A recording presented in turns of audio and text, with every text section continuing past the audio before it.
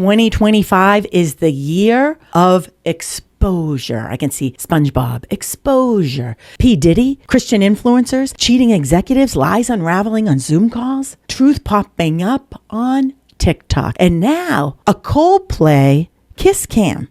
Oh, I can't wait to drive into this. Here's the twist. It's not their words that expose them. It's their body language. For my Christian kids out there, Luke 8:17 says what? For there is nothing hidden that will not be disclosed, and nothing concealed that will not be known or brought out into the open. Ephesians 5:13. But everything exposed by the light becomes visible, and everything that is illuminated becomes a light. Today, we are driving into a viral kiss cam moment. Took place in Boston, my former neck of the woods where I grew up. And it wasn't just awkward, it was neurological theater. Now listen, this episode is not just for people following the scandal on TikTok. I mean, less than 24 hours, they found out who these people were. This is for business leaders and coaches and high performers, because the way you handle pressure, yours or someone else's, can make or break your reputation, your influence, and your legacy. By the end of this special episode of In the Driver's Seat, you'll understand what your body does under social threat, spot the moment someone's mask slips, even if they're saying all the right things, and how to use a 3-step hack to take back control behind the blink when you're noticing I'm under stress here. This is exposure decoded. This episode, it's not gossip, it's science. And I am taking you behind the blink into the brain and the body, and the business impact of what happens when the nervous system tells the truth before the mind can form a sentence. Let's ride. Thank you so much for taking the time to listen to my podcast today, In the Driver's Seat, with me, Janine Driver. Are you ready for one of the coolest podcasts on the web? Janine Driver, she's an expert on body language, persuasion, emotional intelligence, decision-making hack. This is In the Driver's Seat with Janine Driver. Boston, Massachusetts, Gillette Stadium. I've been there many times. July 16th, 2025. Coldplay's playing Fix You. And the kiss cam zooms in on a person first and then a cozy couple. The guy has his arms around her. She's hanging on tight. They both duck. Chris Martin playfully says on the mic, Look at these two. They're either having an affair or they're just very shy. Boom. Chris Martin, if you need a job at the Body Language Institute, we're hiring. She, the woman, turns towards her coworker. Her elbows come up over her face, hides her face, starts whistling to the coworker who's clearly in on this whole affair. The guy, he disappears, ducks his whole body down behind the audience. They are identified within hours on TikTok. Andy Byron, CEO of Astronomer. Kristin Cabot, Chief People Officer, CPO. Yeah, both married and not to each other. Let me be clear. We are not here to make you a better cheater. We are here to make you a better leader. This is about emotional intelligence under fire and learning what your body says before your brain even gets a vote. That moment on the Jumbotron in Boston, that's not a mistake. That is neurological strip teasing. And if you think this only happens at concerts, think again. This can happen in your boardroom, in your sales call, in your team huddle. When your body reacts and trust immediately disappears. What's happening inside the body? Let's break it down. Your brain is always scanning for danger. And when it senses threat, especially a social threat, it bypasses logic and reacts through the body. Here's the sequence. The amygdala screams, danger, danger, Will Robinson. Danger, danger. The hypothalamus releases cortisol and adrenaline. The vagus nerve tells your body, shut it down, sister. Protect, hide. In Kristin's face, her shielding her face and her elbows flaring out and whispering because her vagus nerve constriction tightens your vocal cords. Plus she's whispering a secret because she's having an affair with the married boss. And Andy, the CEO, shrinking forward, collapsing, hiding behind the audience. This is a dorsal collapse. The heart rate slows down. There's disassociation. A biological urge to disappear has kicked in. This isn't drama. This is biology. Let's explore 4 famous moments where the body exposed the truth before the words could even catch up, because body language happens up to 9 seconds before thought. Remember Will Smith at the Oscars? He laughs, he stands, he slaps. His body moved before his brain could say, maybe don't do this, bro. His scarf triggers the SCARF. We're going to talk about that in a second. His scarf triggers status and fairness. They light up like a Christmas tree. He wasn't thinking about headlines or the consequences of his actions. He was defending his identity or his wife's identity without even realizing it. Meghan Markle with Oprah. Do you remember this? She says, quote, I didn't want to be alive anymore. And then her lip quivers. Her shoulders lift a little bit and then she gulps. Her sympathetic nervous system leaked through her pose. This was trauma speaking through microexpressions and body language. Tom Cruise, remember this? Like it was like 2005 or something with Matt Lauer. You don't know the history of psychiatry. I do. Quote unquote, says Tom Cruise. He leans in, he speaks fast, fingers jabbing in the air. Tom Cruise, his beliefs felt threatened. His body went into defense mode before the conversation even had a chance. Lori Loughlin, remember this? The whole scandal about getting your kids in college, all the rich people? She's walking into court, sunglasses, half smile, controlled wave. But her face was stiff. Her movements robotic. This wasn't confidence. This was overregulation. It's shame behind the script. The casual way Lori Loughlin is handling things. Observers say she is acting like she doesn't have a care in the world. Lori Loughlin is under fire today for not being serious enough. Shaking hands, she's signing autographs, she's taking photos. It is not a good look. Somebody has to tell her to stop doing that. Loughlin has been signing autographs, chatting with fans, smiling as if she hadn't a care in the world. She even reportedly tried to charm the prosecutors at her court appearance in Boston last week.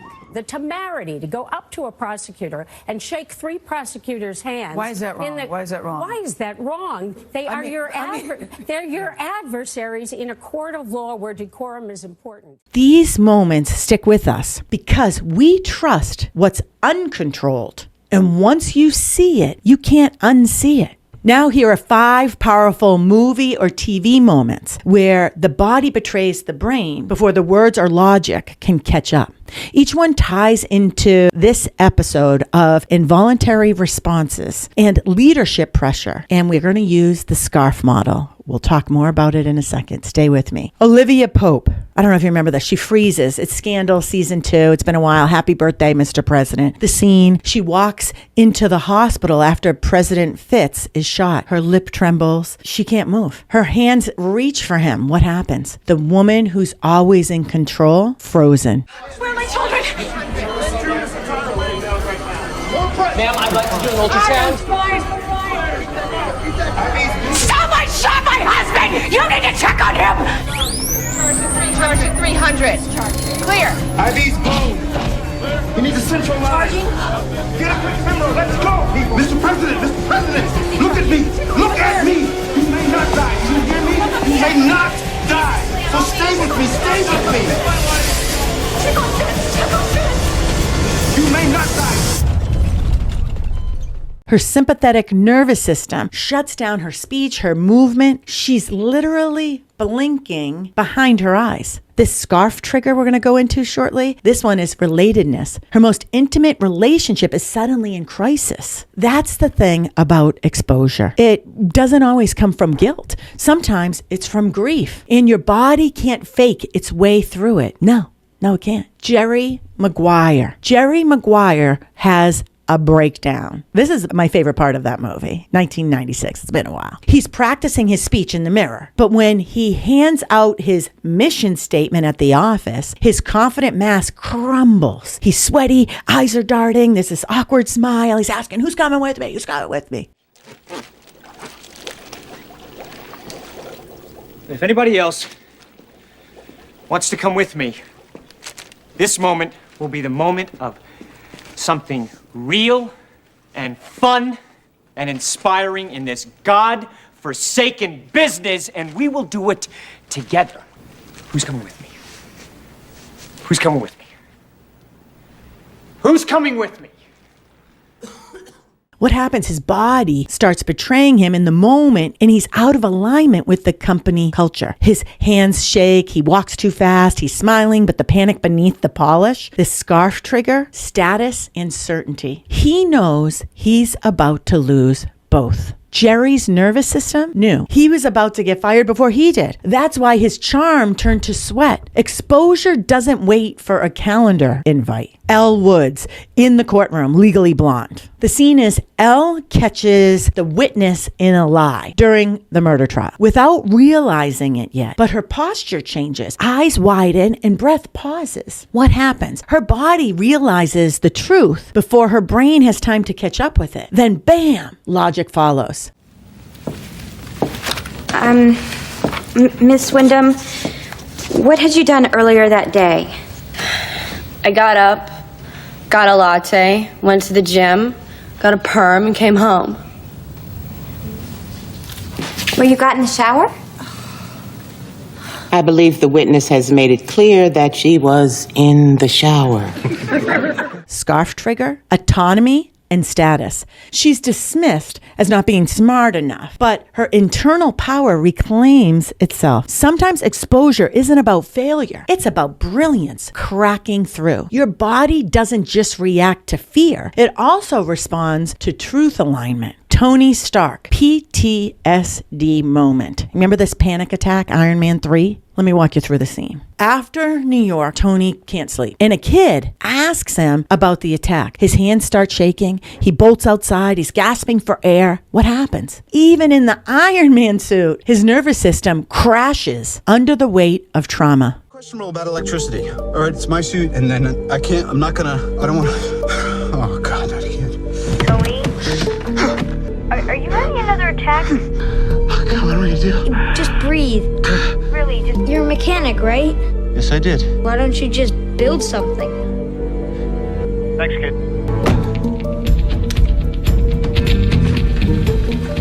Fight or flight hijacks him mid-conversation. Scarf trigger, certainty. The world isn't safe anymore. And autonomy. He can't fix it. Tony's tech couldn't save him from his own biology. His vagus nerve that runs from behind our eye all the way down, longest nerve in our body, pulls the emergency brake, and the armor can't even hide it. What is this scarf model I've been kind of talking about? Well, I learned this from a good friend of mine named Rob Best. Rob Best introduced me to the scarf model, 10, 15 years ago. And Rob and his amazing girlfriend, I'm going to predict wife in the future, Joy, stayed with me this past week. They left this morning. And we were talking about the scarf model from business to some personal trauma that I have in my family life. And the scarf model, which was created by neuroscientist David Rock, he explains that there's 5 social triggers that hijack our nervous system. Status. Am I being respected? C, certainty. Do I know what's coming next? A, autonomy. Do I have control over this situation? R, relatedness. Do I belong here? F, fairness. Is this situation just? The Kiss Cam flipped multiple scarf switches at once. So let's go back to Boston. What's happening with their bodies? Their bodies are panicking before their brains can even process. And guess what?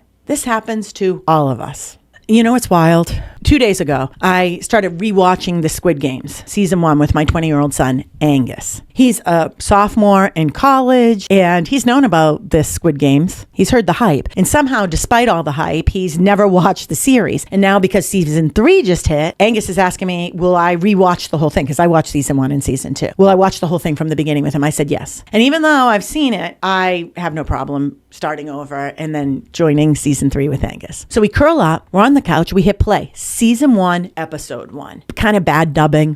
But when that first game starts, you know, the red light, green light game, if you've watched the series, you can't unsee what you now know. The second the guns go off and someone drops to the ground and gets killed, every single player's nervous system goes haywire. They freeze, they flinch, their bodies give them away long before words are said. If they moved in any way, boom, they're shot and killed too. What's happening in their bodies in this game? The amygdala alarm. Instant social and physical threat. The vagal nerve shuts down, muscle freezing, eye blinking slows. Hypothalamus override. Blood is draining from our limbs and our heart rate skyrockets. Their minds can't keep up, and their bodies already know they are in danger. The scarf trigger, certainty. I have no idea what's about to happen here. Autonomy. I can't move or I die. Fairness. They tricked us.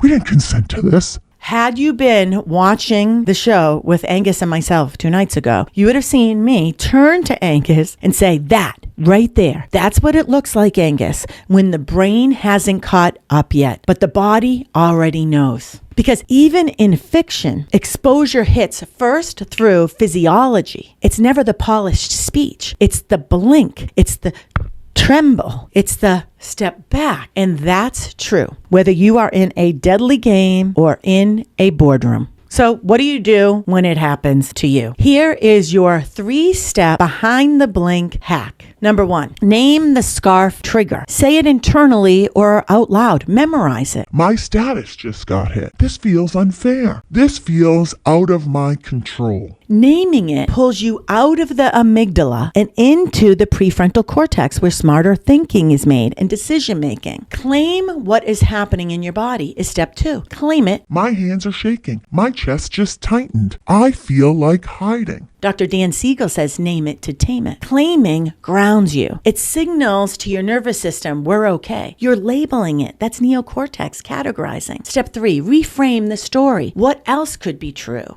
What would the wise version of me do? What would I tell my best friend if this happened to them? 5 years from now, how could I have handled this differently looking back so I can do that now? That's how you lead behind the blink.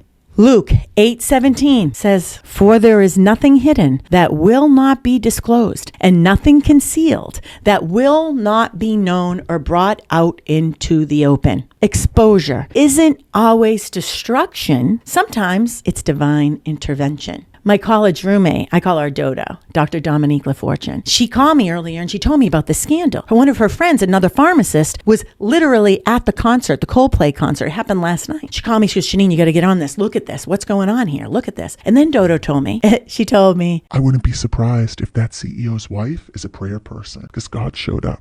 Here's one more thing before we go. We're not here to perform. We're here to pause, because in that pause, you get your power back. Maybe your exposure didn't happen on a kiss cam. Maybe it was in a staff meeting or on a family group text or with a kid who said, you're never here. But the moment your nervous system flinched, your shoulders dropped, your voice cracked, and your gut whispered, get small, get small. That was the blink. Now you know what to do behind it, because body language shows up before thought. I mean, think of the CEO and his top executive, and then someone else that's there that's in on the whole secret. If they were smart and they just continued to hug each other and maybe even kissed, it would have been on the little cam, the kiss cam, and it wouldn't be on TikTok. It was put on TikTok last night, and by this morning, everyone knows who it is. The wife of that CEO took her Facebook page down already. It's been less than 24 hours. Had they just kissed and relaxed, but they didn't think through. Because why? Body language happens up to 9 seconds before thought. She turned and hit her face. He let go and dropped to the ground, probably in the fetal position or on his knees praying. Why? Because body language happens before thought. If we can understand that, you can make some pre-decisions with tough moments you might experience in your personal life. Not to become a better cheater, but become a better leader. Here's my challenge for you this week. When someone ducks or defends or freezes or is faking it, don't rush in to fix. Instead, ask yourself, what might be happening behind their blink and how they're handling it? You'll show up differently if you use that pause. You'll lead differently and you'll love differently. And that's the kind of exposure we need more of. Wouldn't you agree? Did your brain light up during this episode? Did you think of 3 people who needed to hear this? Do me a favor. Follow this show, like it right now. I'm over on YouTube. I'm on your favorite podcast channel. Rate it, review it, and share it with someone who's been caught lately at work, in love, or just in life. Because this is In the Driver's Seat, and the truth always rides shotgun. Bye now.